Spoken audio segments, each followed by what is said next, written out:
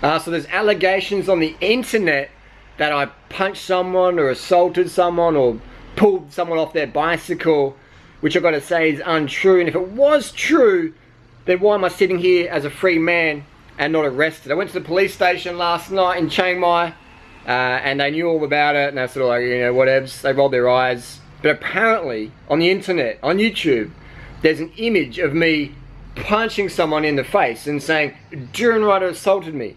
Now, I've downloaded those things, I've taken screenshots, and I've sent them to my lawyers back in Australia, because that is slander and defamation. If you're claiming someone, let's say, Justin Bieber assaulted me, and there's a picture of Justin Bieber just doing a swing, just like a fake shot, and you're claiming that Justin Bieber punched you in the face, that is defamation, that is slander.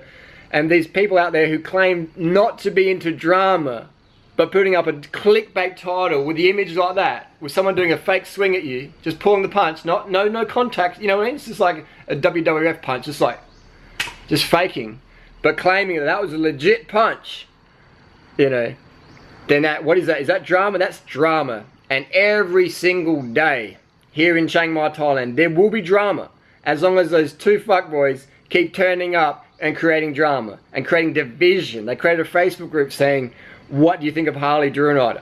If that's not creating drama, I don't know what is. Let me down below. Coming to my event at the same time, in the same city, riding up the same roads, going to the same restaurants, and creating a Facebook group, a rival Facebook group saying, the condition of entry is, what do you think of Durianrider Harley? If that's not creating drama, if that's not provoking, what is? Let me know down below. We also have the claim that I threw someone off a bike yesterday. If I threw someone off a bike, then where's the ripped jersey? Where's the damaged bike? Where's the black eyes? There is none. Where's the footage on YouTube? There is none.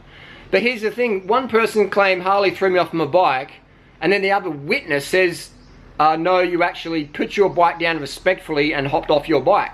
So my definition of pulling someone off a bike, throwing them off a bike, is picking them up and throwing them off that bike. There'll be body damage to that jersey, there'll be damage to the helmet, the person, sunglasses, everything. There'll be damage there.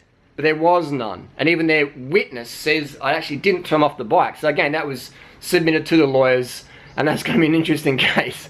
If your witness can't even back up what you've said, when you're sitting next to each other, at least get your story straight before you upload a video on YouTube. Anyway, I don't hate these guys. I think they're just beaters with nothing else. They've got boring lives, nothing else better to do.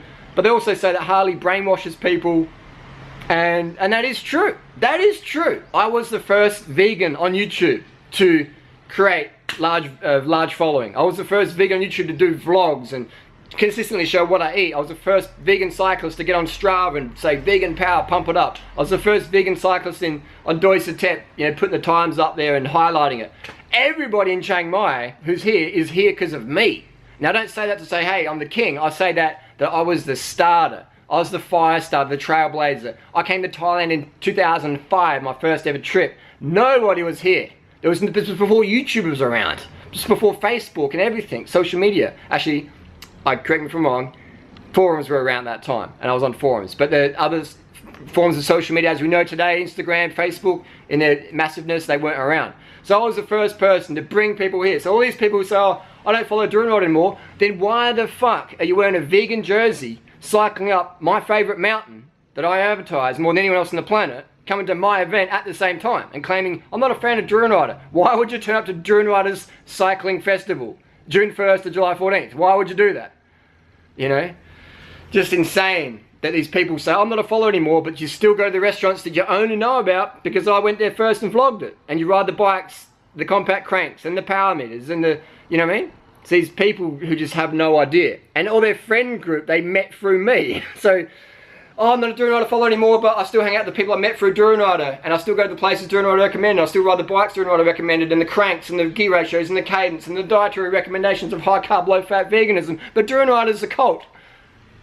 Then you're a hypocrite, because you're still taking my advice every single fucking day. And your friend group, your little drama group, the people you met through me, you didn't meet any of these people through other means, but other through my community that I created. Not for money. My event is free. If I'm all about the money, like someone like Rich Roll or someone, then who charges like 10,000 bucks or whatever it is for 1 week to eat rice and beans and kale crisps, hey, if you want to spend 10 grand for that, then that's your money, your choice. but I'm not about the money. If I was, I'd be charging insane prices for my festival. Nobody on the planet has the social media pull and influence that I have does this shit for free. None of them do it for free. I'm not saying they're bad people, but when people say, oh, Durianrider's all about the money, then they're just talking through their asses. And why do they monetize these drama videos? If they're not about the money, if they're not about the drama, why do they monetize these drama videos? Because one day in their little heads they think, maybe I'll become famous. No, you won't, because you're too fucking lazy and you're too fucking beta.